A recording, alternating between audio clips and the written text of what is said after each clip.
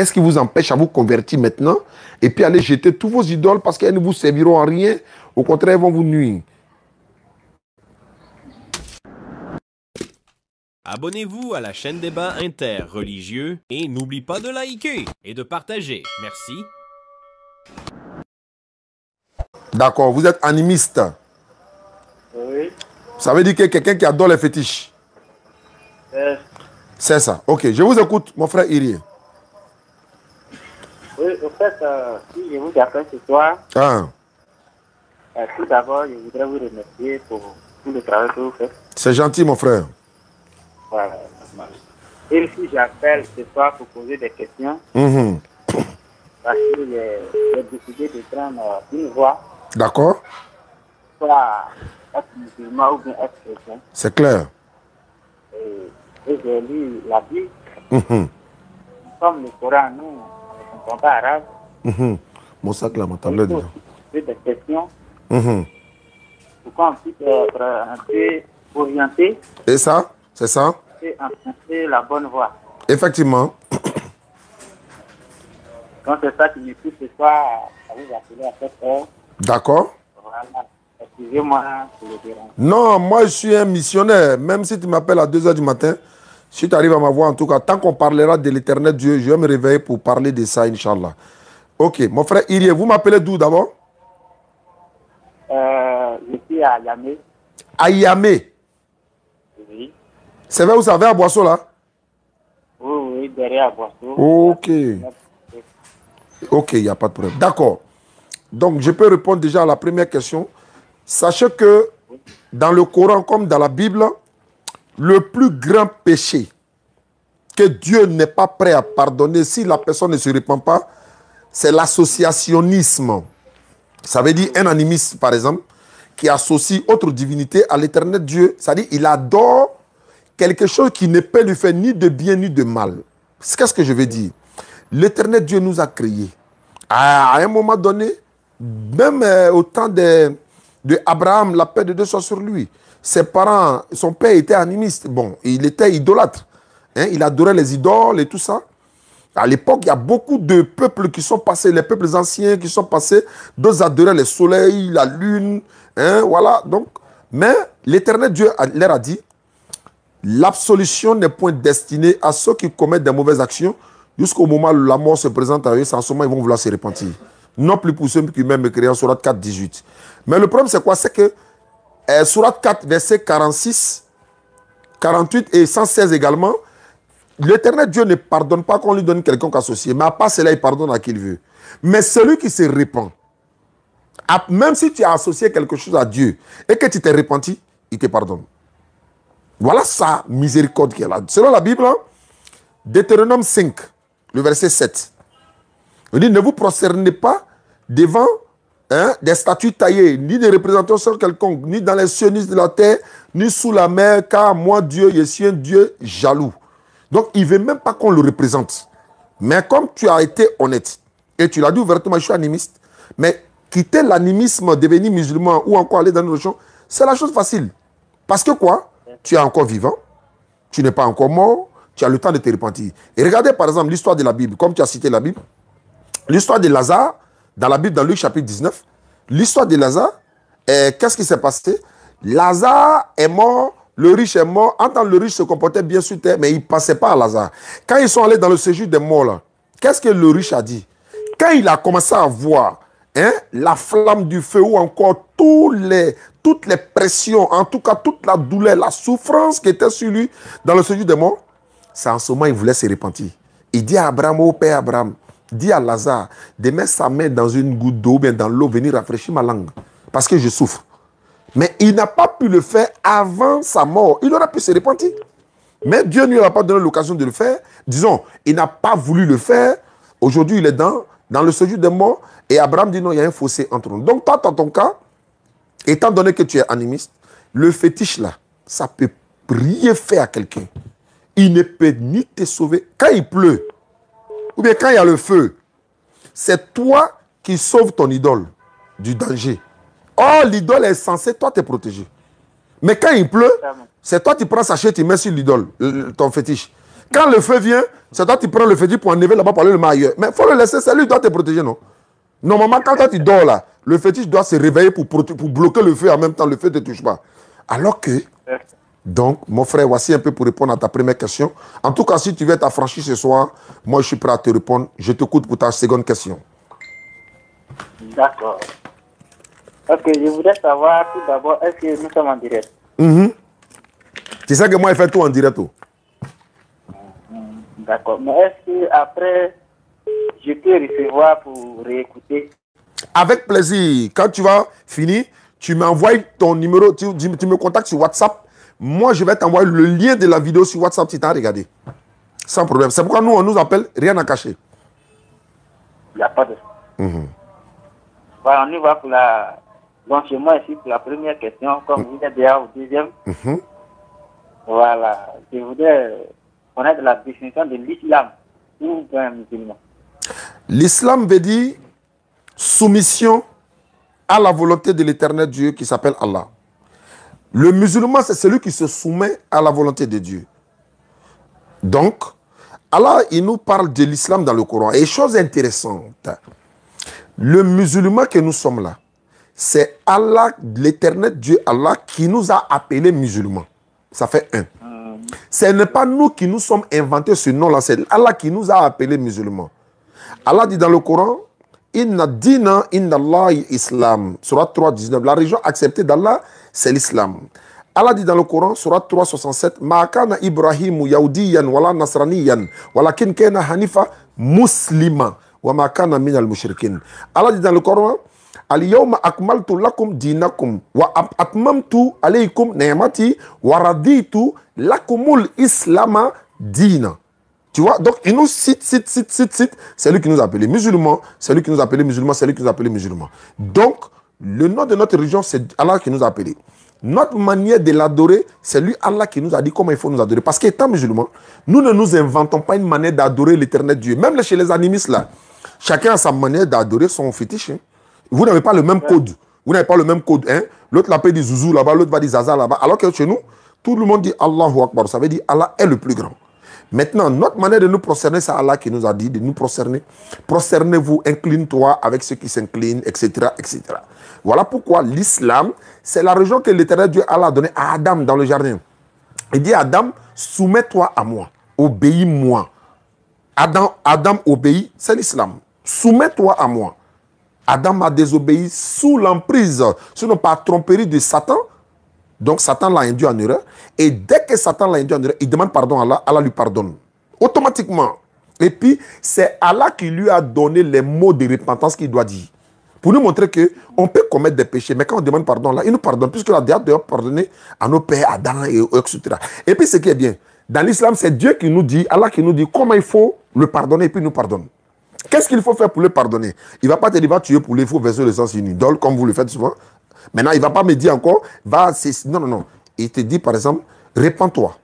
De quelle façon? Non, ce que je faisais par le passé, si idolâtre, je ne vais plus jamais faire l'idolâtrie. Je prends l'engagement dans mon cœur, même pas aller dans une église ou encore à la mosquée pour aller dire devant l'imam. L'imam n'est pas notre Dieu. Le pasteur n'est pas notre divinité. C'est ton cœur qui va parler à l'Éternel parce qu'il entend les paroles cachées. C'est lui qui entend. Il est l'audient. Hein? Donc, l'islam, c'est la soumission à la volonté de l'Éternel Dieu. C'est la seule religion d'ailleurs qui a été donnée par l'Éternel Dieu. Pourquoi? Regarde par exemple, l'islam ne porte pas le nom de quelqu'un. Alors que toutes les autres religions portent le nom d'individus.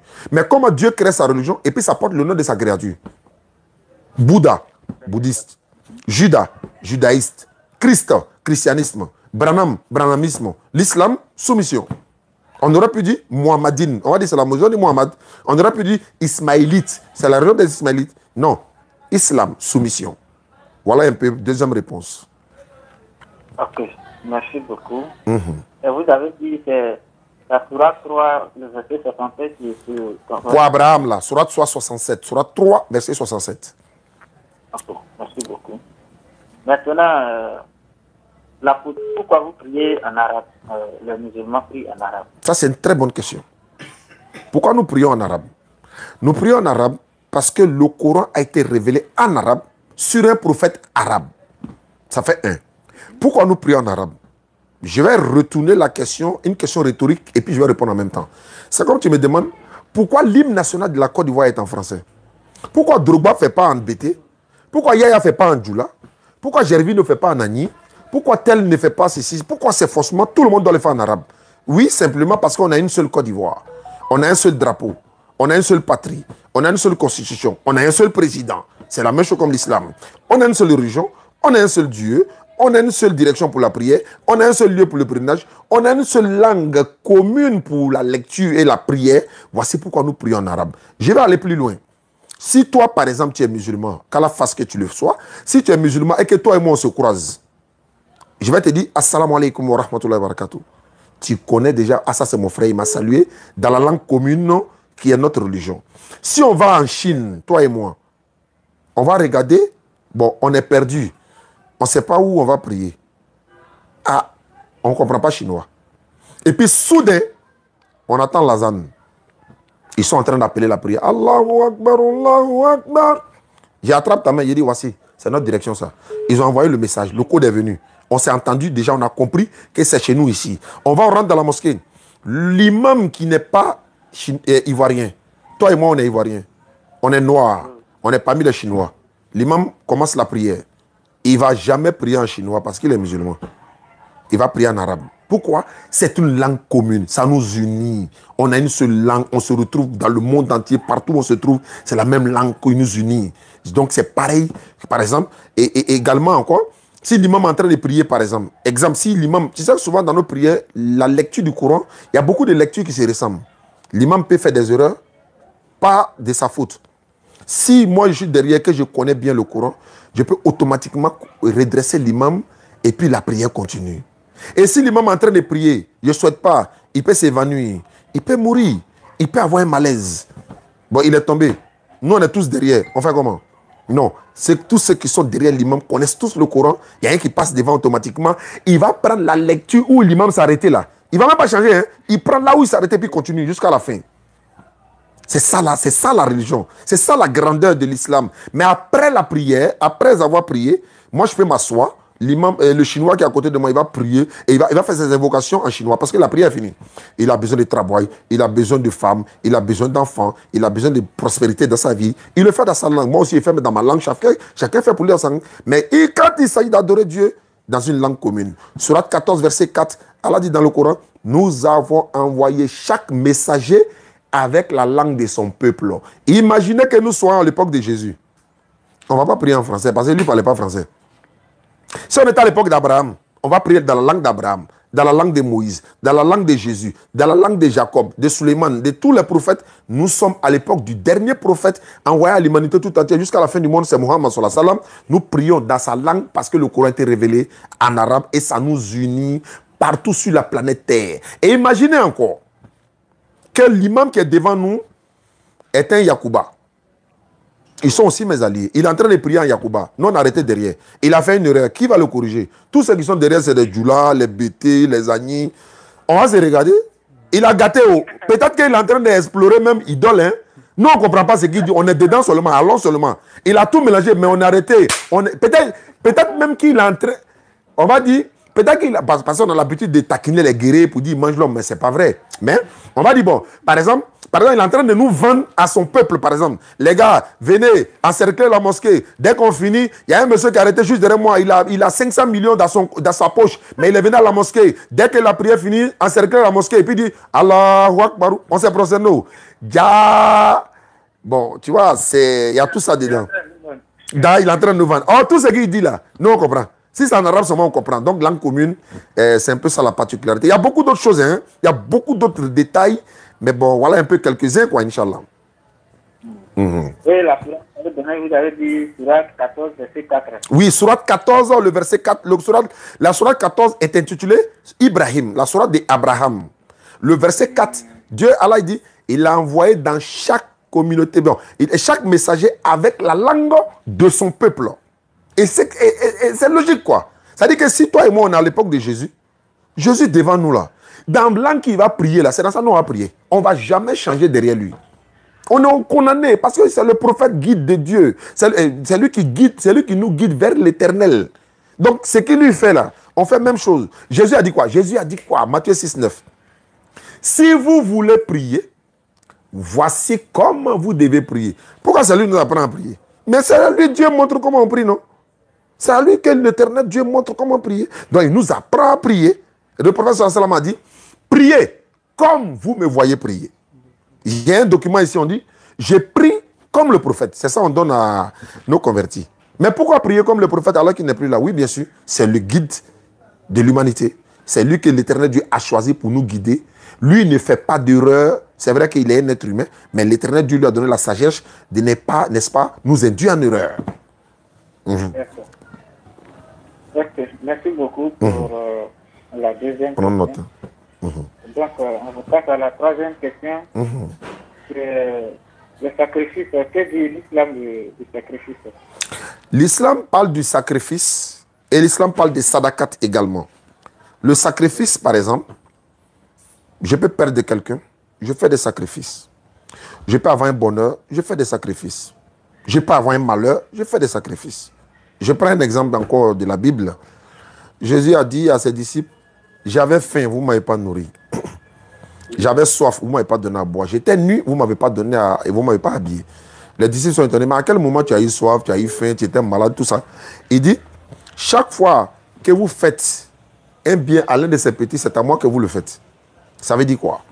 Quand nous faisons du bien à un orphelin, l'Éternel Dieu, il nous l'a recommandé. Il dit, donnez la nourriture aux orphelins, aux veuves, aux besogneux, etc. Mais c'est lui qui nous leur donne. Donc quand on fait du bien aux orphelins, l'Éternel Dieu nous récompense avec le bien. Et regarde, le Coran dit, Sourate 6, verset 160.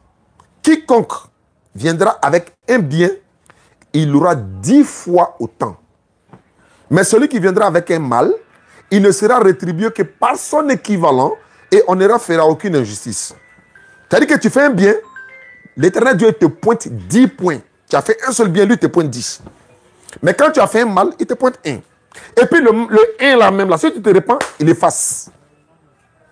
Donc le sacrifice est important en islam, mais il y a quel sacrifice? Et comment faire le sacrifice? Aller jeter bonnet rouge, du lait dans la lagune, dans la mer, au carrefour, avec des canaris par-ci, par-là, c'est satanique. Ce n'est pas islamique. Regarde, pourquoi? Il y a été prouvé même que c'est satanique. Frère, quand tu donnes du lait à quelqu'un, par exemple, qui veut mourir de soif, tu peux sauver une vie. Et quand tu t'en jeté le lait là dans l'eau, tu sauves quelle vie? Tu t'en versé dans l'eau. Poisson boit pas lait. Alors, bon, maintenant, il y a des gens qui ont faim. Toi, tu prends 3 000 francs, 5 000 avec cori, avec galette, avec canari, tu t'en déposes au carrefour. Maintenant, les 5 000 francs là, si tu avais donné à une femme qui fait au moins 2 jours de popote avec ça, tu as gagné bénédiction. Tu as déposé au carrefour là, qui mange ça? Voiture vient monter dessus pour écraser, pour partir. C'est Satan qui est en train de nourrir au carrefour. C'est-à-dire qu'on t'interdit de nourrir quelqu'un qui a faim et puis va déposer au carrefour. C'est satanique, ça n'a rien à voir avec l'islam. Donc ce sont des sacrifices, mais qui n'ont rien à voir avec l'islam. Donc il y a beaucoup. Allez dans le Coran, Sourate 9, verset 60, les sadakas sont destinés aux veuves, aux orphelins, machin, tout ça. Donc ça fait partie de la zakat en islam. Et il y a un système en islam, on peut dire c'est un sacrifice aussi. On appelle ça la zakat. Et regarde par exemple, l'islam impose, et c'est une obligation, pour ceux qui ont les moyens, d'enlever 2,5% de leur argent, de leur fortune, et puis donner à un nécessité. Imagine que tous les riches de la Côte d'Ivoire, tous les riches d'Afrique, tous les riches du monde fassent ce que l'islam a dit, il n'y aura pas de pauvres dans le monde entier. C'est l'islam qui donne ça. On dit, si tu as 100 milliards, ou bien, bon, toi tu as 100 millions comme économie. Chaque 1 million là, il faut en avoir 25 000 dedans. Chaque 1 million, tu en as 25 000, 25 000, 25 000. Et puis tu rassembles, tu viens donner à une personne qui est dans le besoin. Et cette personne-là, lui fait un commerce. Demain, lui, il a 100 millions, lui fait autant. Mais ça, c'est pour une personne. Hein. Mais imagine tous les riches le font. Ça éradique la pauvreté automatiquement. Et ça purifie ton argent. Merci beaucoup. C'est clair. On y va. Ok, merci beaucoup. Si nous sommes toujours dans le contexte du sacrifice, voilà, ceux qui portent les bagues de sécurité, les ceintures de sécurité, vraiment, tout ça, qu'est-ce que l'islam dit de ça? L'islam a répondu, c'est même pas petit, sommes le courant. On va lire les Écritures maintenant. Surat 3, verset 145. Voilà. Je peux même le lire directement, mais je veux qu'on lise directement. Surat 3. T'as de ma courant dans ton téléphone, quoi? Oui, mais c'est en arabe. Faut prendre version française. 145. On va voir les ceintures de sécurité, les bagues de protection, les etc. 145 dit quoi? Surat 145. Surat 3, verset 145. Aucune âme ne peut quitter cette vie sans la permission de Dieu et en dehors du terme fixé. Voilà. Personne ne peut mourir que par la permission d'Allah et au moment prédéterminé. Personne. Personne ne peut mourir si ce n'est pas par la permission d'Allah. Et puis c'est au moment qui a été déterminé pour toi. Pour dire que bague de protection, c'est 0. Ceinture de sécurité, c'est 0. Parce qu'il y en a qui n'ont pas porté ceinture de sécurité. Ils n'ont pas porté bague de protection. Il y a eu la crise en Côte d'Ivoire. Ils n'ont rien porté. Ils sont restés vivants. Maintenant, ceux-mêmes qui ont porté, il y a plein qui sont morts. Et quand tu le fais, tu places plus ta confiance à cette ceinture de sécurité qu'Allah. En fait, ça te met en confiance. Et tu n'as plus confiance en Allah. Tu as plus confiance sur la ceinture de sécurité. Et ça devient dangereux. En dehors d'Allah, voilà, personne ne peut mourir, personne ne peut faire du mal à quelqu'un si ce n'est pas la permission d'Allah. Et quand le moment arrive, quand le jour arrive ou le moment arrive, c'est fini. L'heure arrive. Allah est dans le Coran. Et personne ne sait si tel qu'elle terre, il va mourir. Papa Wemba est mort en Côte d'Ivoire. Alors qu'il était venu à un concert. Alors, donc, certains sont morts dans des situations différentes. Ils n'ont jamais prévu. Toi, tu ne peux jamais dire, moi, il vais mourir ici. Ou en tout cas, sauf si Allah te fait miséricorde de ça. C'est-à-dire que tu es un homme de Allah, un homme de Dieu. Tu demandes à Dieu, je vais mourir ici. Comme par exemple, notre papa Moussa Fassi, on me disait comme ça qu'il a souhaité mourir à Médine. Et Allah a facilité, il est mort à Médine. Qu'Allah lui fasse miséricorde. Donc, voilà un peu. Personne ne peut mourir que par la permission d'Allah et au moment prédéterminé. Bague de protection, nous on ne porte pas, on n'en a pas besoin. Ce n'est pas, à ma connaissance, ça n'a rien à voir avec l'islam. En dehors d'Allah, aucune sécurité. Et d'ailleurs, comme je te disais tout à l'heure là, mais bon, imagine que bague de sécurité. Ok. Bague de sécurité, il y a des conditions. Statut de sécurité, les statuettes dont je parlais dans mon introduction tout à l'heure pour dire c'est vous qui sécurisez vos statuts. Maintenant, la bague de sécurité là-haut, quand toi tu prends, tu portes, forcé, ils vont peut-être te demander, il faut le porter à tel nom. Il y a un code qu'on va te donner pour porter. Allah, lui, il n'a pas besoin de code. Allah, c'est Bismillah ar-Rahman ar-Rahim.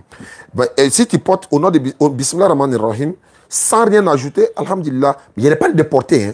Il y a dit, si tu veux faire quelque chose au nom d'Allah, parce qu'elle a dit, c'est au nom d'Allah le tout miséricordieux, le très miséricordieux. Même pour immoler notre animal, c'est le nom d'Allah qu'on prononce. Donc, si par exemple, ces idoles, ces bagues de sécurité, toutes ces choses-là peuvent nous sécuriser, ça veut dire que ceux-mêmes qui nous donnent les bagues de sécurité ne vont jamais mourir. La plupart sont morts. Ah ouais, bien sûr. Ah ouais, bien sûr. Et puis quand ils meurent dans ça même là, Allah dit dans le Coran, il y a des gens même, les anges, Allah même va même pas les adresser la parole même. Il m'a dit non, quittez devant moi. Regarde même pas aller. On les ramasse et puis on les jette à l'enfer. Il ne faudrait pas que nous soyons parmi ceux-là. Allons-y, frère. Ok. C'est main droite, hein. Internaute, c'est main droite. Hein. Parce que quand il fait quoi, c'est pourquoi souvent il boit avec les deux mains. Parce que les gens ont l'impression que je bois avec main gauche. Non, quand c'est comme ça, dans le direct là, ça donne à gauche. Tu vois, non? Alors que c'est droite, hein, mais ça donne gauche. Donc, je suis en train de boire avec la main droite. Bismillah. Allons-y. Par exemple, si quelqu'un qui est un croyant, un musulman, voilà, et qui sont les bagues de sécurité, les ceintures de sécurité, et avec ça, il va au paradis ou il va à l'enfer. Comme je l'ai dit, s'il a pris bague de sécurité, excuse-moi, et puis il met sa confiance sur ça, c'est cette bague-là qui le protège. S'il meurt dans ça, il va en enfer. Parce qu'il a fait de l'associationnisme. Il a laissé Allah, il a mis son espérance sur la bague, il a mis son espérance sur la ceinture. Pour lui, c'est la ceinture qui l'a sécurisé. Oh, la ceinture ne peut pas le sécuriser contre la mort. Donc, s'il meurt dans ça, sauf miséricorde d'Allah. Allah dit dans le Coran, il était clair. Il ne pardonne pas quelqu'un qui lui associe. Il y a plusieurs manières d'associer à l'éternel Dieu. Il y a plusieurs manières. Ce n'est pas seulement aller verser 100 sur les idoles seulement. Tu prends ceinture de sécurité, tu mets sur ta... C'est pourquoi? Non, ça me protège. Non, il y a le nom d'Allah dedans. Non, il y a... Mais le nom d'Allah qui est dedans là, c'est qui était dans le Coran, non, oui. Mais prends le Coran, maintenant directement, tu te promènes avec ça. Pourquoi tu t'en mets dans le pot, tu attaches encore, tu mets au milieu de toi, et puis pour porter, tu dois dire des codes qui n'ont rien à voir. Et puis ce qui est dans le pot là, est-ce que tu sais ce qui est dedans? Il y a des gens, il y a sur Facebook ou YouTube, là, va regarder. Ils ont enlevé les ceintures de sécurité. Après les morts, ils ont ouvert, on a vu des papiers attachés dedans, on a vu poudre or dedans. Il y a des carrés qu'ils ont fait. Il y a des carrés qu'ils ont fait. Ils ont tracé quoi. Quand tu vois, ça donne tête de diable même. Ça donne des signes particuliers, bizarres. Tu vois, non, ça n'a rien à voir avec l'islam, ça. Or, le monsieur même a porté, il ne sait même pas que celui qui lui a donné ne lui a pas dit toute la vérité. Donc, qu'Allah nous en préserve. Ok, merci beaucoup. Je voudrais aussi savoir quelle est la différence entre, comment on appelle ça, les Karamawati. Qui ça? L'imam et le Karamawati, quelle est la différence? Ah oui, l'imam c'est celui qui dirige la prière et nous conduit dans la prière, il nous dirige la prière, c'est sa fonction. C'est son travail, il a choisi ça. Et qu'Allah donne les mérites à tous nos imams également. Maintenant, dans le jargon kramotien, on appelle souvent marabout. Alors que le marabout, il peut être toujours l'imam. C'est-à-dire que c'est l'imam qui est toujours le marabout. C'est-à-dire quoi? Le marabout, c'est celui qui nous enseigne le Coran, qui nous apprend, le maître coranique, le maître. Tu comprends? Maintenant, quand on va vers lui, quand on ne connaît pas quelque chose dans le Coran, il nous enseigne. Il nous apprend le tafsir du Coran, l'interprétation des versets, puisque lui, c'est sa science, il y connaît. On va aller celui qui a fait la science des hadiths, on lui demande, ah, ça veut dire quoi, ça veut dire... Il nous apprend. Ok, Inch'Allah. Donc, il nous apprend beaucoup de choses. Ça, c'est le marabout. Maintenant, les gens ont dénaturé le nom de marabout pour faire... C'est-à-dire, ils confondent le rôle du marabout au féticheur et au charlatan. Le charlatan, là, ce n'est pas un musulman. Le féticheur, lui, n'est pas musulman. Mais le marabout est musulman. Donc, c'est le kramotien qu'on appelle marabout. Maître coranique, maître enseignant. Voilà, lui n'est pas dans cette de sécurité, tout ce que tu vois là. Lui, il nous enseigne le Coran. Il apprend les enfants à lire le Coran. C'est le kramotien, c'est le maître. C'est le charlatan qui utilise le Coran pour travailler. Ah, ça, c'est très dangereux. Non, ça, c'est très dangereux parce qu'il trompe la vigilance des gens, ceux qui sont ignorants. Il met le Coran à côté de lui et puis il fait autre chose qui n'a rien à voir avec l'islam. C'est-à-dire, il met le Coran. Le Coran, lui, sert de tromper les gens, en fait. Et il ouvre le Coran et dépose. Alors qu'il travaille avec les fétiches, les djinns et autres, là. Donc, ça devient compliqué, quoi. Voilà. Donc, c'est pas... Le charlatan n'est pas musulman. Le féticheur n'est pas musulman. Mais le marabout, lui, il est musulman. Parce que marabout veut dire maître coranique enseignant. Ok. Mais est-ce que pour le charlatan qui utilise le Coran, qu'est-ce que le Coran dit de ça? Oui, mais c'est... En fait, les gens pensent souvent que à chaque fois que quelqu'un fait quelque chose avec le Coran, Allah réagit automatiquement sur lui. Non, Allah peut même l'encourager dedans. Il peut même prendre le Coran, déchirer, brûler. Allah le regarde. Allah le regarde. Si tout le monde faisait ça, tu déchires pas, Allah met sur toi, pas. Tu déchires en même temps, il met sur toi. Non, non, non. Il te laisse faire. Et le plus souvent, ces personnes finiront souvent pour devenir musulmans et puis va regretter son acte. Mais certains sont là, excusez-moi, certains sont là, ils mettent le Coran à côté et ils font du charlatanisme. S'il meurt dans ça, son jugement sera sévère. Parce que c'est comme de l'hypocrisie il fait. Et il est en train de tromper les gens. Et souvent quand il va chez lui, ceux qui vont chez lui, toi tu t'as lui demander de régler ton problème, il est assis dans une case. Il n'y a pas de courant, l'eau rentre. Et lui va te rendre riche. Lui va te protéger. Lui va te donner bonheur. Et là, dans la condition même que lui-même l'est. En islam, on s'adresse à Allah directement, on se lève la nuit pour nous présenter nos problèmes. S'il veut, il règle. S'il veut, il ne règle pas. Et nous devons garder la patience et l'endurance. C'est ça l'islam. Ok. Ok. Et quelle est cette sourate qui peut soutenir ce qu'ils font? Ces personnes-là, non, c'est la sourate 5. Sourate 5, le verset 90. Allah dit, oh les croyants, le vin, les jeux de hasard, les pierres dressées, voilà, c'est eux. Les flèches de divination, c'est eux encore. C'est l'œuvre du diable. Écartez-vous-en. Voilà, dans votre dit, vous venez de soulever un point encore. Vous dites qu'un croyant, un musulman n'a pas droit au jeu hasard. Oui, les musulmans ne jouent pas au jeu hasard. Donc un musulman qui joue jeu hasard, s'il meurt dedans, il va en enfer. Non, pas qu'il va en enfer. En fait, il doit se repentir. Quitter dedans. Parce qu'elle a dit... Oui, s'il ne se repent pas, s'il meurt dedans, son jugement sera sévère également. Vous savez, il y a des choses qui font que tu n'es plus musulman. Il y a des choses là. C'est ça qui fait qu'on dit que tu n'es plus musulman. Voilà. Donc, est-ce que le jeu de hasard rentre dans... C'est un péché. C'est-à-dire, il est en train de pécher, mais les musulmans, mais ils pêchent. C'est un grand pécheur. Or, si tu meurs pécheur, tu vas en enfer. Mais l'idolâtrie là, tu fais l'idolâtrie, tu n'es plus musulman.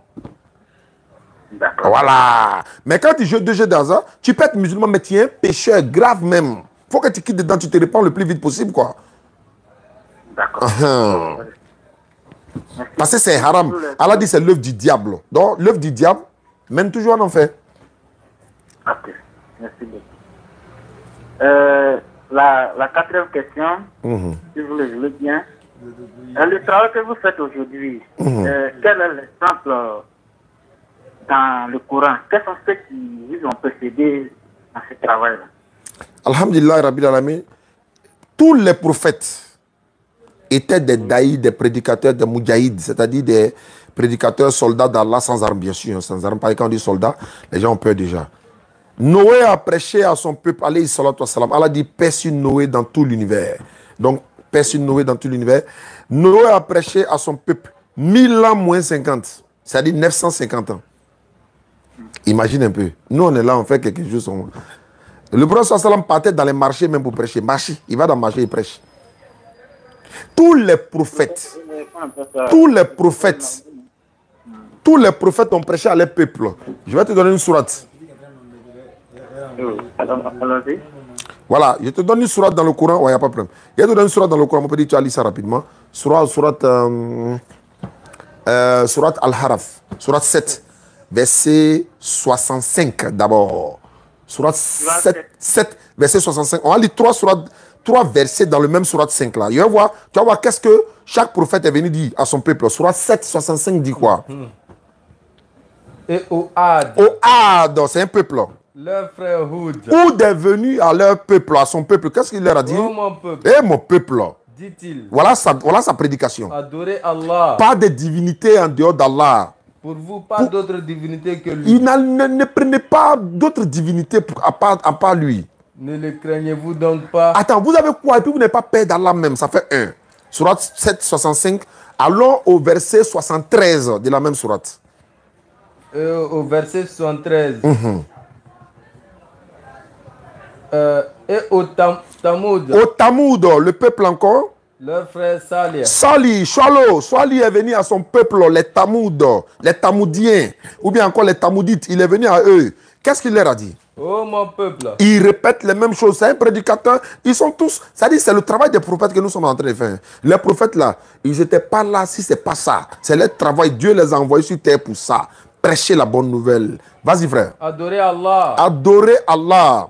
Pour vous, pas d'autre divinité que lui. Ne lui associez rien. 7. Oui. Une preuve vous est venue de votre Seigneur. Lui-même, Salih là, il est une preuve de votre Seigneur. Voici la chamelle d'Allah. Et voilà la chamelle d'Allah. Allah a fait sortir une chamelle dans la montagne pour les montrer. Ne la tuez pas. Un signe pour vous. C'est un signe pour vous. On continue. Dans la même sourate, au verset 85 de la même sourate, et cela va terminer. Au verset 85. De la sourate Al-Haraf 7.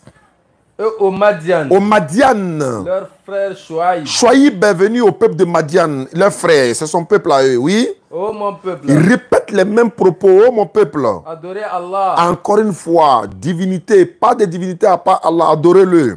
Une preuve vous est venue de votre Seigneur. Donc, tu vois un peu le message de tous les prophètes. Première condition, comme Jésus l'a dit, Marc 12, 29, écoute Israël, le Seigneur notre Dieu est l'unique Seigneur.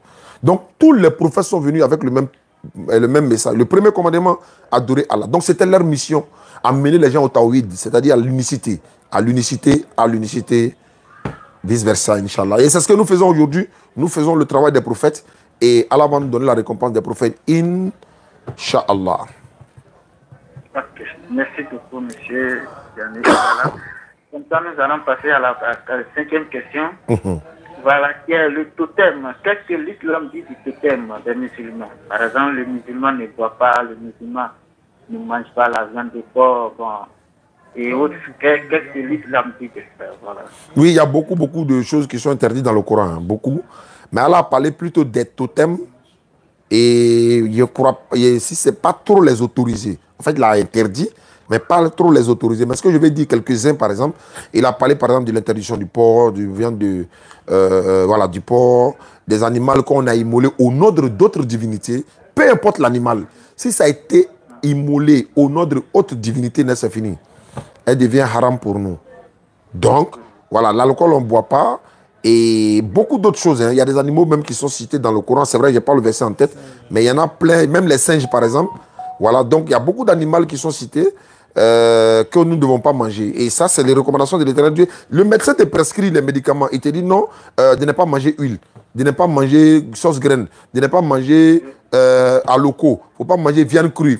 C'est pour ta santé. Donc quand l'Éternel Dieu nous interdit ça, même quand c'est doux, on ne mange pas. Et là, par exemple, le porc est là, hein, mais il dit de ne pas manger. Mais pourquoi tu nous dis de ne pas manger? Mais il ne fallait pas créer en même temps. Oui, c'est pour voir l'obéissance des uns des autres. Mais il y en a qui s'entêtent, ils mangent bien. Mais nous, alhamdulillah, on obéit par la grâce d'Allah. Donc, il y a beaucoup d'animaux qui sont interdits. Et les animaux qui sont interdits également sont mentionnés. Même dans la Bible également, mais voilà. Il y en a beaucoup, mais moi je parle plus de l'islam. Donc, voilà un peu, Inch'Allah. Allah dit, toute nourriture était permise à Israël, sauf ce que Israël lui-même s'est interdit. Donc, ça, c'est un autre contexte, Inch'Allah. Okay. Et quelles sont les sourates qui nous démontrent ça? J'ai dit que je n'ai pas ça en tête actuellement, mais c'est mentionné dans le Coran en tout cas. Il n'y a pas de d'accord, en plus, voilà, et comme ça, j'ai vu dans une de vos vidéos, vous avez dit que, qu'on appelle ça, Jésus a annoncé le prophète Mohammed dans la Bible. Bien sûr. Voilà, je voudrais connaître les passages qui annoncent. Il y en a beaucoup, hein. Même pas forcément l'annonce de Jésus seul. Hein. Il y a le livre de Daniel 7,13 qui annonce le fils de l'homme de Daniel qui viendra, n'est-ce pas, vers la fin des temps. Voilà, qui... Vous avez dit Daniel chapitre 7, verset 13. Bon, 10 à 13 si tu veux. On peut même remonter, mais pour dire que celui qui vient là, lui, sa religion est symbolisée par une pierre. Or, c'est l'islam qui est symbolisé par la pierre. Voilà, cette pierre-là, tu la coins, tu tombes. Si elle tombe sur toi, il t'écrase. Voilà, c'est cette pierre-là qui est venue frapper la pierre, le pied de la statue. Et puis elle a grandi, rempli toute la terre. Mais ça s'explique historiquement, quoi, en fait. Mais dans la Bible de Jean, chapitre 14, 16, Jésus a dit, moi, je vais prier le Père et il vous donnera un autre consolateur. Et également dans Jean chapitre 16, versets 7 à 14, il dit, j'ai encore beaucoup de choses à vous dire, mais vous ne pouvez pas les porter maintenant. Mais quand le défenseur, celui qui doit vous aider, il viendra, il vous conduira dans toute la vérité. Lui, il ne parle pas de lui-même. Il ne parle pas de lui-même, hein, mais il vous dira ce qu'il aura entendu de qui, de la part de Dieu. Et puis vous annoncer les choses à venir. Et puis il va me glorifier. Mais Jésus le personnifie, en fait. Voilà, donc c'est des pronoms personnels qu'il utilise à son encontre. C'est pour ça que quand les gens me disent, mais attends, il n'a pas dit Mohammed. Oui. Mais Jésus n'est pas mentionné dans l'Ancien Testament. Il n'y a pas de nom de Jésus dans l'Ancien Testament. De Genèse jusqu'à Malachie, il a 39 livres. Le nom de Jésus n'est mentionné nulle part. Mais les prophéties de Jésus sont mentionnées. Jean-Baptiste est mentionné dans l'Ancien Testament, dans Ésaïe chapitre 40, verset 3. Je suis la voix de celui qui crie dans le désert pour aplanir le chemin du Seigneur. Mais ça parle de Jean-Baptiste. Mais on n'a pas dit Jean-Baptiste. Donc quand on dit Mohammed, on n'a pas dit Mohammed. Pourquoi on dit que ce n'est pas Mohammed? Mais les caractéristiques qu'on donne, ça colle sur Mohammed, sur la salam directement. Et puis quand les envoyés de Jean-Baptiste sont allés, on dit, es-tu le prophète? Es-tu Jean-Baptiste? Non. Es-tu le Christ? Non. Es-tu... Voilà, ils sont allés demander à Jean-Baptiste. Mais il dit, es-tu le prophète? Le prophète là, c'est qui? On dit, tu es le Christ? Non. Jérémie? Non. Es-tu le prophète Élie? Il dit non. Ou bien tu es le prophète? Bon, il n'est pas le Christ. Ce qui est Jésus. Il n'est pas Élie. Il n'est pas Jérémie. Maintenant, est-ce que tu es le prophète? Qui est le prophète? Sors-moi le verset là, s'il te plaît. Ça est dans Jean 1, verset 18, si je ne me trompe pas. On va trouver le passage là et puis on va te lire, Inch'Allah. Trouve-moi ça rapidement. Parce que... Il avait parlé du consolateur. Le consolateur. Voilà, trouve-moi ça. Le consolateur, c'est dans Jean chapitre 16, verset 7 à 14. Jean chapitre 16, verset 7 à 14. Voilà, quand le consolateur sera venu, il vous conduira dans toute la vérité. Bon, il vous conduit dans toute la vérité. Quelle vérité? Il ne parle... J'ai encore beau... Jésus dit... Cependant, je vous dis la vérité. Oui. Il vous est avantageux que je m'en aille. Il est avantageux pour vous que moi, Jésus, je m'en aille. Car si je ne m'en vais pas, Oui. le consolateur ne viendra pas vers vous. Oui. Mais si je m'en vais, Oui. je vous l'enverrai. Stop. Il dit, il faut que je m'en aille pour qu'il lui vienne. Ça veut dire, tant que Jésus n'est pas là, Jésus est là, celui qui doit venir, lui ne vient pas. La condition pour qu'il vienne, il faut que Jésus s'en aille. Maintenant, supposons que c'est le Saint-Esprit, comme mes frères chrétiens le disent. Mais pourquoi Jésus dit, tant que je ne vais pas, il ne vient pas? Alors que quand Jésus était là, le Saint-Esprit était déjà là. Voilà. Mais le Saint-Esprit est là, non? Jésus ne parle pas de ça.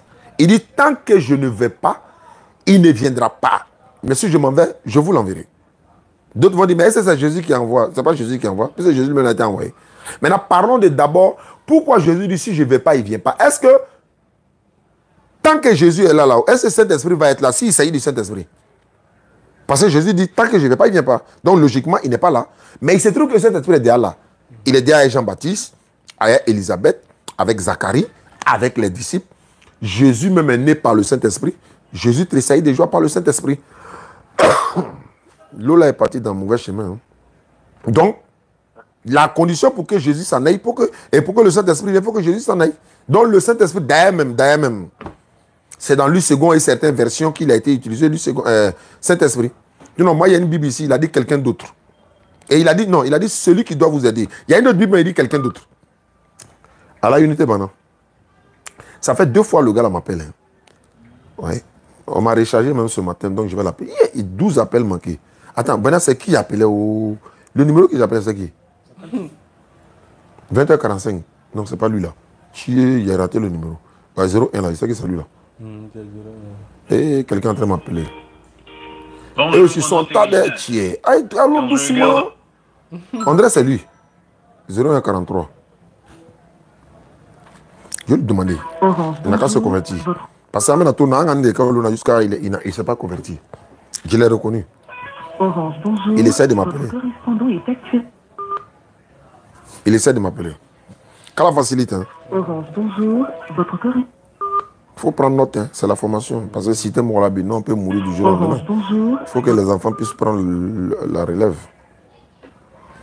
Bonjour. Libère la ligne, ça. C'est moi qui t'appelle. Bonjour. Alhamdulillah, Rabbil Alamin. Inch'Allah, qu'Allah facilite.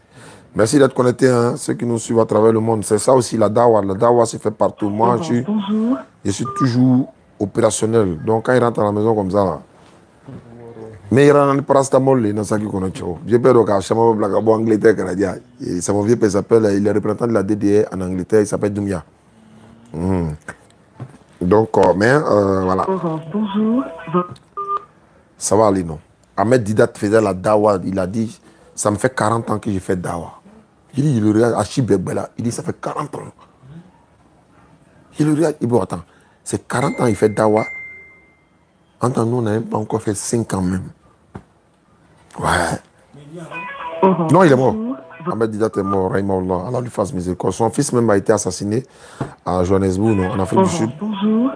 Récemment, donc, c'est ça. Hein.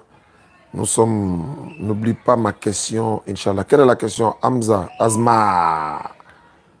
Il dit, n'oublie pas ma question. Je n'ai pas compris ta question.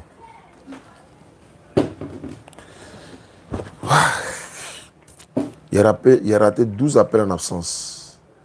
Tant de m'appeler. Non, je pourrais... Bon, ouais. Ok. Il a lui poser la question de savoir pourquoi ça prend maintenant. Voilà.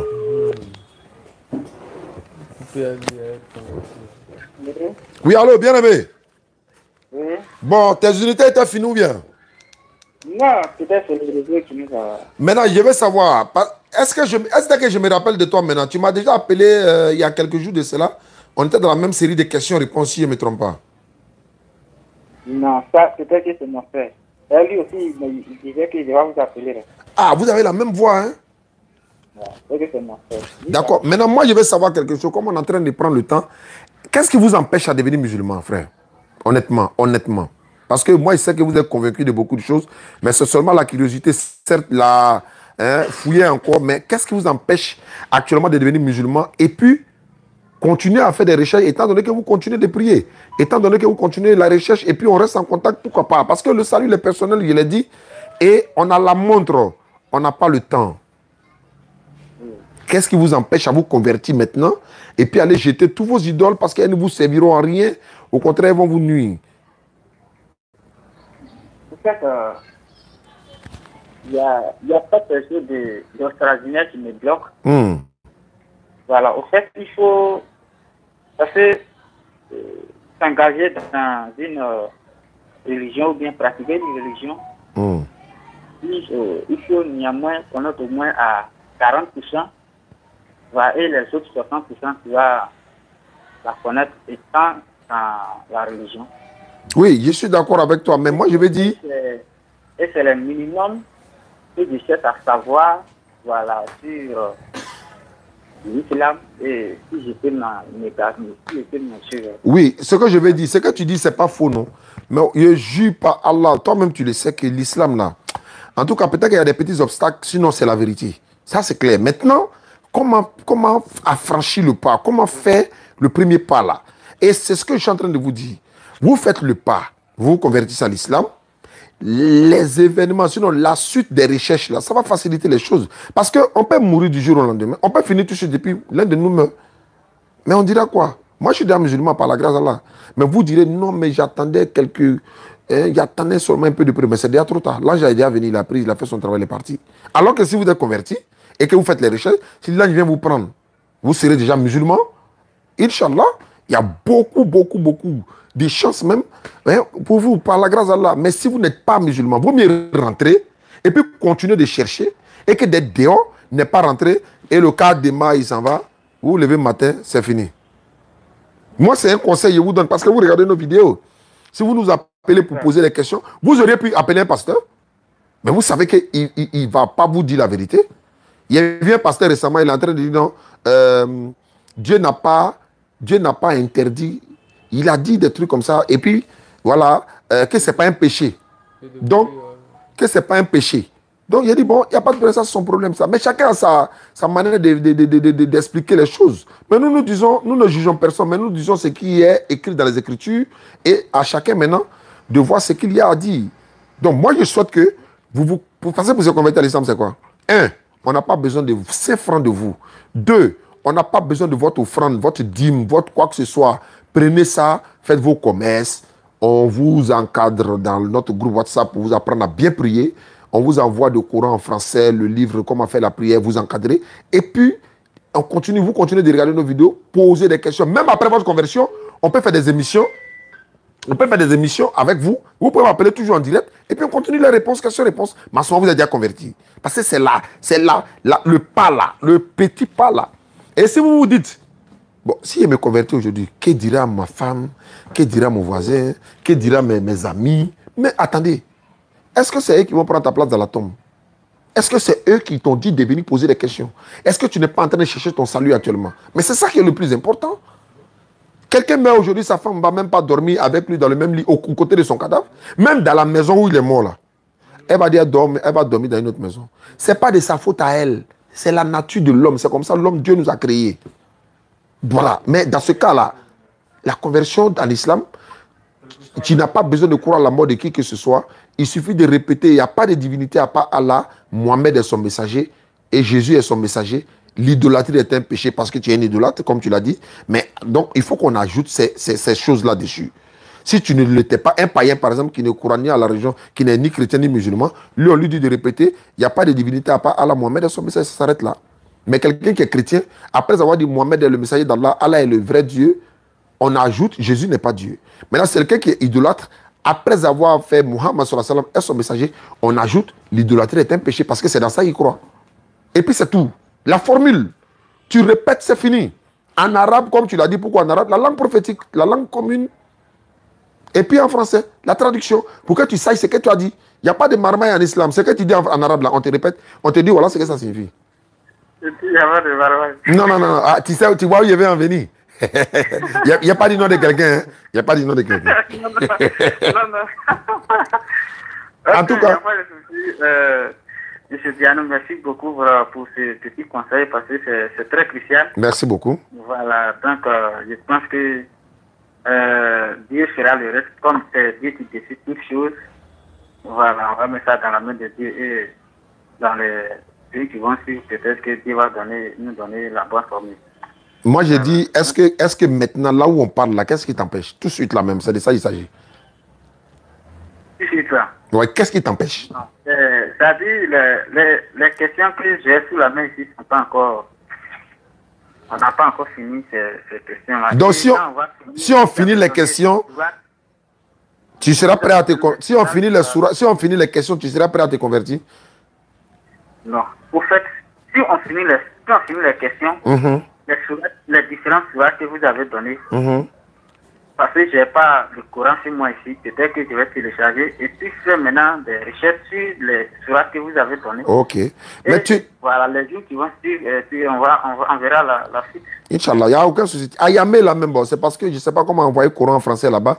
J'allais t'envoyer un Coran français, un document, on appelle ça l'islam dans la Bible, et puis un autre document, on appelle ça mon amour pour Jésus m'a conduit à l'islam. Ça, ce sont des documents, c'est-à-dire, c'est tellement riche. Si tu lis ça, en tout cas, vraiment, ça va t'aider beaucoup. Mais je ne sais pas. Mais on verra. S'il faut expédier ça dans un cas pour t'envoyer, on va faire l'effort pour ça, Inch'Allah. Merci beaucoup à toi, mon bien-aimé. Je vais enregistrer ton numéro. Et puis, je vais voir s'il y a possibilité de te laisser expédier quoi. Gratuitement. Hein? Voilà, c'est gratuitement. On n'a pas besoin de que tu payes quoi que ce soit pour ça. Voilà. Bon, comme ça, les questions, il nous reste au moins 3. Bon, alors rapidement. Oui. Bon, la 7e question, c'est la position. Pourquoi les musulmans regardent souvent à l'est ou bien où le soleil se lève pour prier? C'est-à-dire une position initiale pour prier. Oui, effectivement. Nous étions en pèlerinage cette année, il y a le mois passé, Inch'Allah. Nous faisions face. Hein. L'Est regarde vers l'Ouest, Nord regarde vers le Sud, le Sud, le Sud. On se fait face parce que la Mecque, là, la Mecque, la Kaaba, c'est le centre du monde. Et nous faisons face. Nos intentions s'orientent dans le même lieu. Hein? Notre prière, nos pensées dans le même lieu. Hein? Nous avons la même divinité. Donc, on ne s'oriente pas vers l'Est, non. On s'oriente vers la Qibla. On s'oriente vers la Qibla, la direction des prières. En fait, ce n'est pas une religion désordonnée.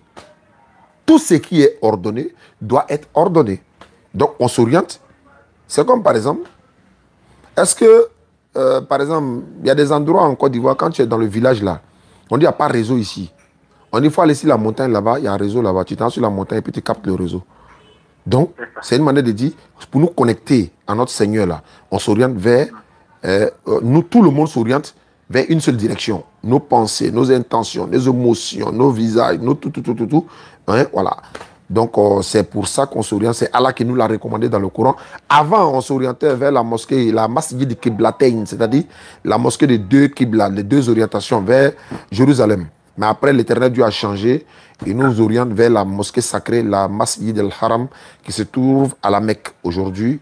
Et Allah nous a... Et quand tu fais une prière dans cette mosquée, il a dit que ça fait équivaut à 100 000 prières dans les autres mosquées, si je ne me trompe pas. Donc, c'est la raison simple. Sinon, il n'y a aucune autre raison, en tout cas, à ma connaissance. Voilà, pour que... Il n'y a pas de raison mystique derrière, je vais dire. Voilà. Une histoire d'idolâtrie, non, ça n'a rien à voir. Et quelles sont les sourates Ouais, sourate 2, verset 144 et jusqu'à 149. Sourate 2, verset 40, 145 jusqu'à 149. Allah nous dit, ouais, c'était un changement difficile. Orientez-vous vers la Qibla, la mosquée sacrée. Sourate 2, la vache, verset 146 jusqu'à 150.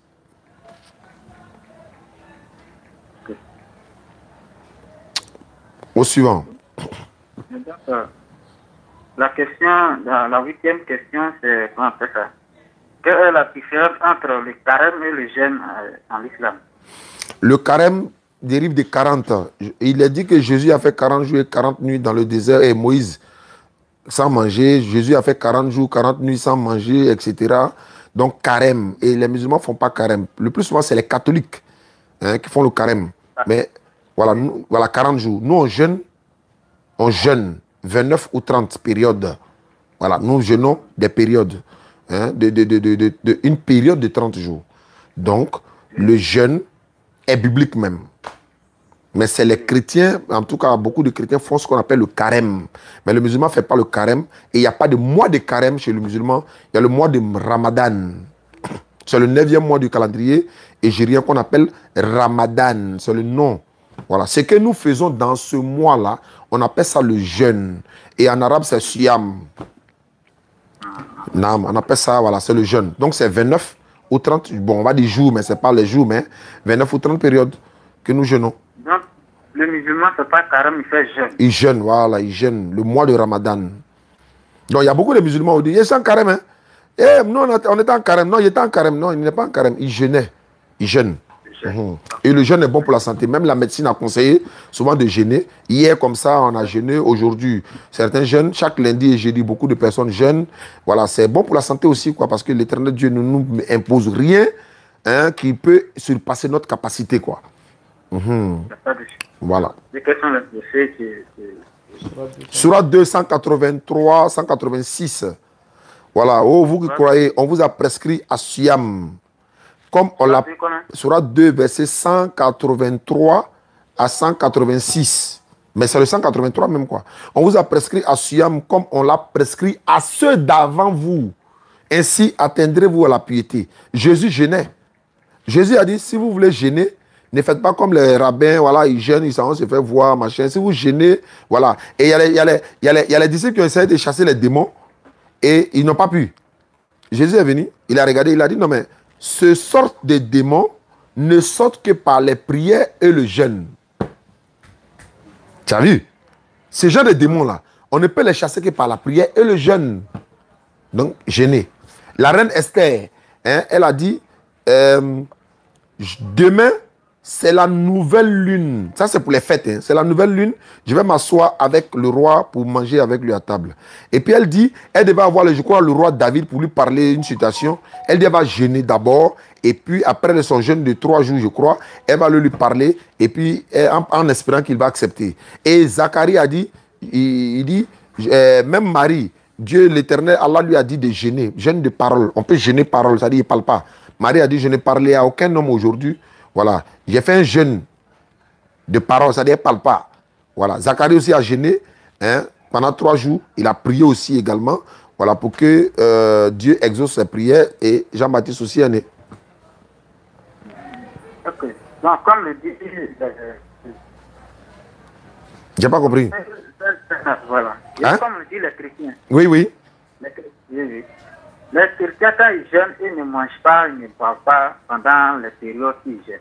Alors que les musulmans, pendant les 30 jours, ils mangent c'est-à-dire à 4 heures et à 18 heures.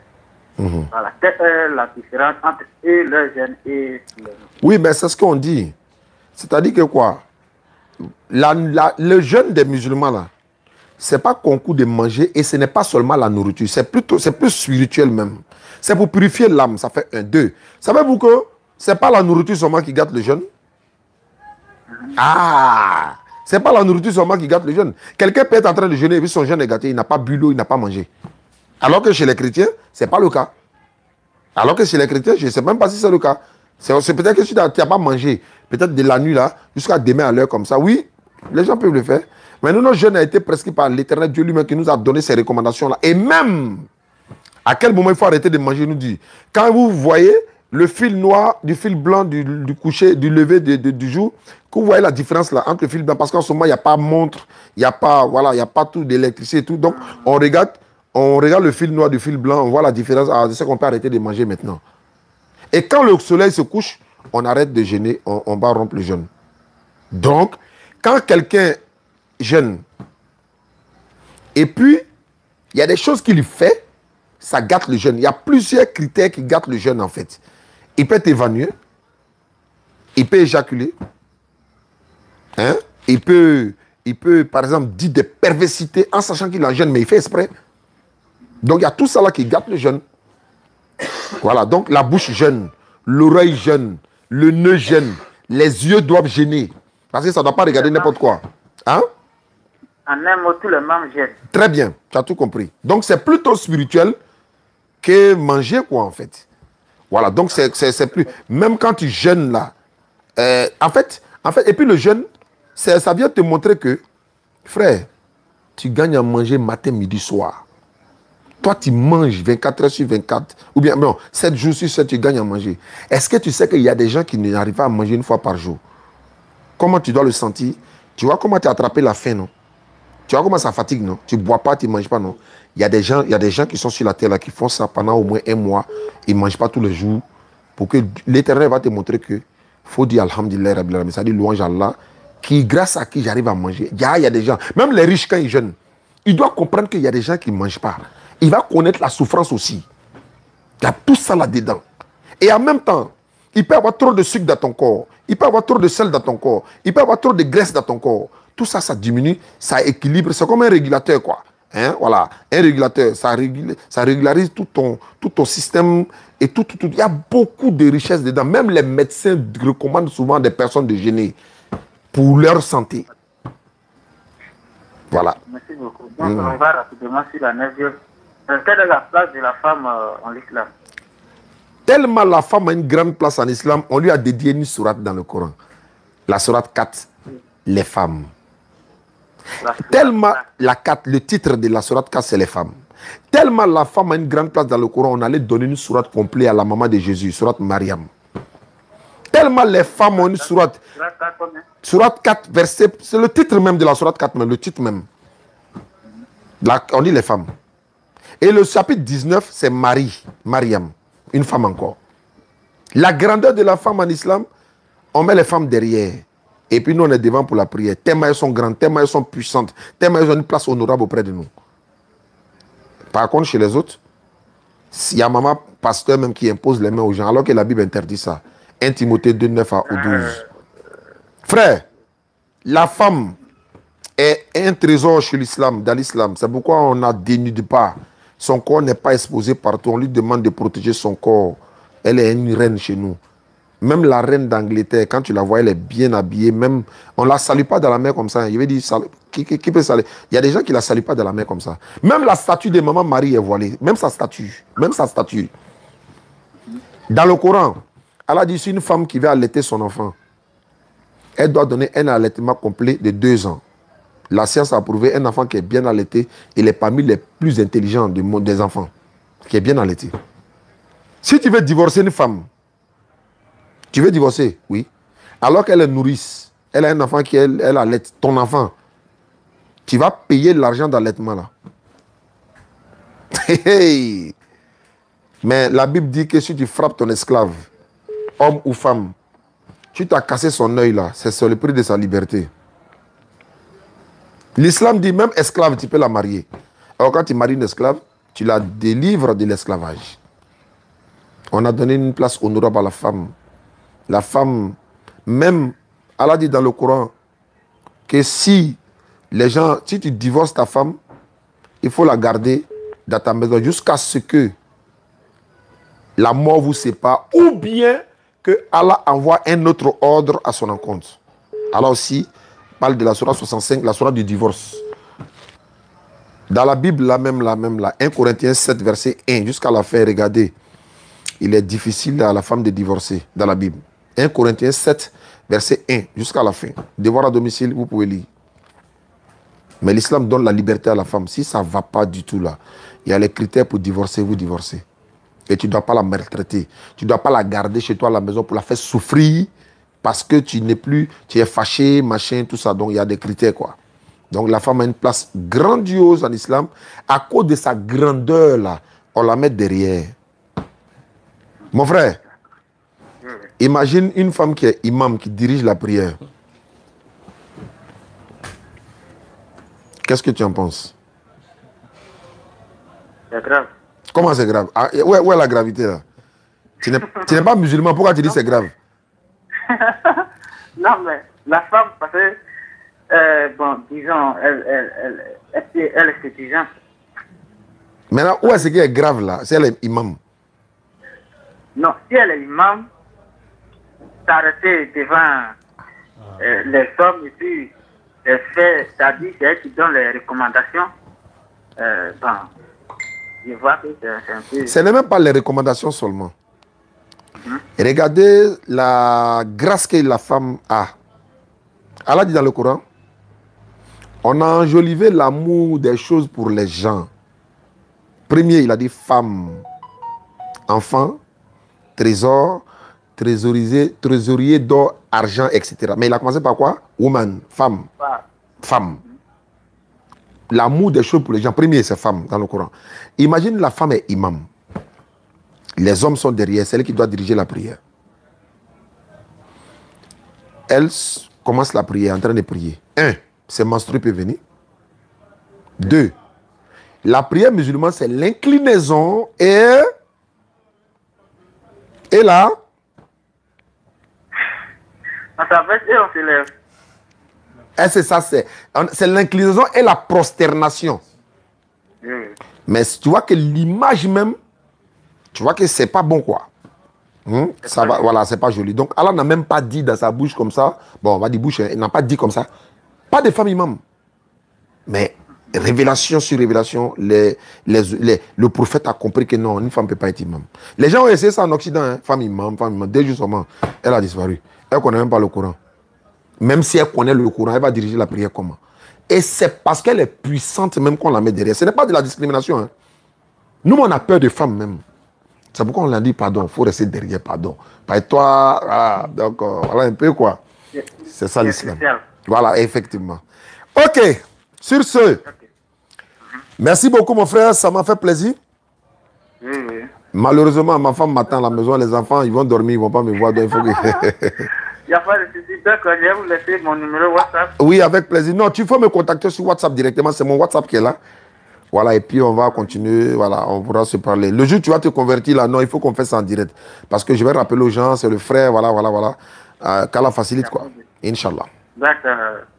Voilà, donc je vais réécouter encore nos conversations. Avec plaisir, avec plaisir. Actuellement, c'est sur YouTube. Hein. Après, on va passer sur Facebook. Tu vas sur YouTube, tu tapes DDL, la vraie chaîne YouTube. Tu me verras en fauteuil avec mon petit qui est à côté, qui est en train de prendre note. Et tu verras la vidéo tout à l'heure même, Inch'Allah, dans 10 minutes. D'accord, il n'y a pas de souci. Ouais, mon numéro WhatsApp, on me demande mon numéro WhatsApp. 07 47 32 04 55. 07 47 32 04 55. Et je salue tous ceux qui ont participé pour la sœur convertie, rejetée par sa famille. Vraiment, elle a reçu beaucoup de personnes qui ont envoyé leur participation pour l'aider. On est en train de trouver la maison. On va même donner une partie. Inch'Allah, elle va faire son commerce. Elle viendra ici, Inch'Allah, le dimanche, samedi ou dimanche. Je vais la prendre en direct. Elle va faire bénédiction pour vous. Elle va témoigner de ce qui s'est passé entre temps. Elle va faire bénédiction pour tous les musulmans, ceux qui ont participé ou ceux qui n'ont pas participé. Bénédiction spéciale pour vous. Donc, merci beaucoup, mon frère. Merci beaucoup. Bonne soirée. Salam alaikum. Si elle fait commenter encore, on